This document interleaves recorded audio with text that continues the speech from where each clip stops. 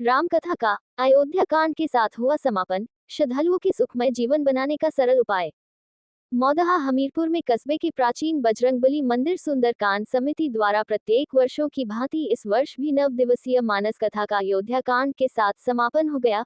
कथावाचिका गौरांगी देवी ने 9 दिनों में श्री राम जन्म, विवाह, वनगमन, सीताहरण, भरत चरित्र, लंका दहन, श्री राम का अयोध्या में पुनः आगमन की कथा सरल शब्दों में कही। बताया गया कि मानस कथा हर किसी को सुननी व अपने जीवन उतारनी चाहिए। कथा में बड़ी संख्या में श्रद्धालु मौजूद रहे।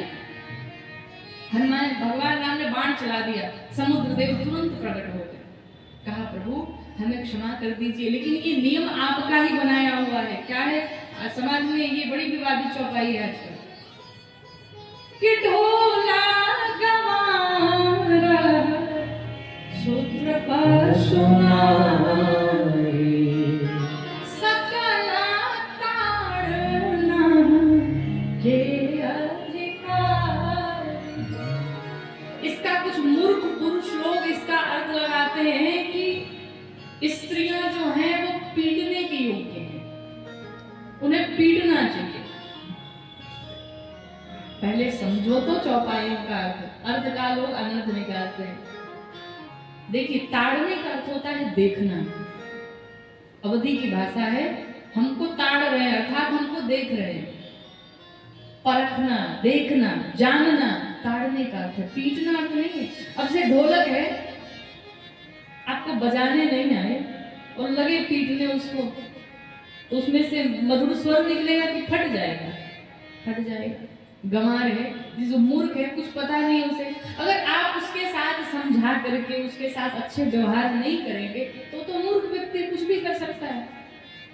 उसी प्रकार से स्त्रियों के लिए भी कहा गया कि स्त्रियां घर की लक्ष्मी हैं, उनको उन पर नजर रखनी चाहिए, उन्हें देखना चाहिए, उनका ध्यान रखना चाहिए, उनको जानना चाहिए, ना कि पीटना चाहिए। लेकिन मूर्ख लोग अर्थ का अनर्थ निकालते हैं। गोस्वामी जी पूरे मानस जी में स्त्रियों का बहुत सम्मान किए हैं, बहुत सम्मान किए। और यहाँ समुद्र देव कहते हैं ढोल गंवार शूद्र पशु, और इन्हीं पर आता है गगन समीर अनल जल। पशु पे कौन आया? जल आया। अर्थात समुद्र देव कहते प्रभु जिस प्रकार से पशु को बांधना पड़ता है उसी प्रकार मुझे भी बांधना पड़ेगा। मैं वचन देता हूँ, अपने लहरों को शांत कर लूंगा। यहाँ पर भगवान रावण की तो हनुमान जी यहाँ कैसे लगे? रावण ने खुद अपनी लंका में अपने हाथों आग लगा दी। जैसे ही आग लगी, हनुमान जी महाराज चारों तरफ दौड़ने लगे, पूरी लंका जल करके समाप्त हो गई। भगवान श्री हनुमान जी महाराज गए समुद्र में जाकर के अग्नि को शांत की, वापस जानकी मैया के पास आए, चूड़ामणि मैया से लेकर के भगवान राम के पास पहुंचे, जाकर के पूरा वृतांत बताया। भगवान ने अंगद जी को फिर भेजा, शांति दूत बना करके जाओ, अब भी समझाओ, रावण शायद मान जाए। अंगद जी आए, रावण फिर भी नहीं माना। अब भगवान ने चारों टुकड़ी की सेना रावण के चारों द्वार पर धावा बोल दिया।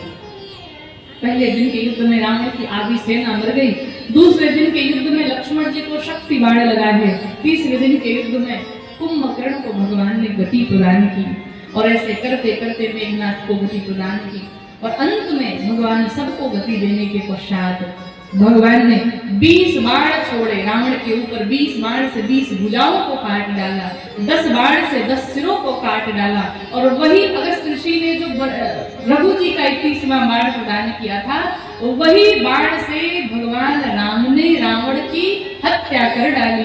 बोले रामचंद्र भगवान की।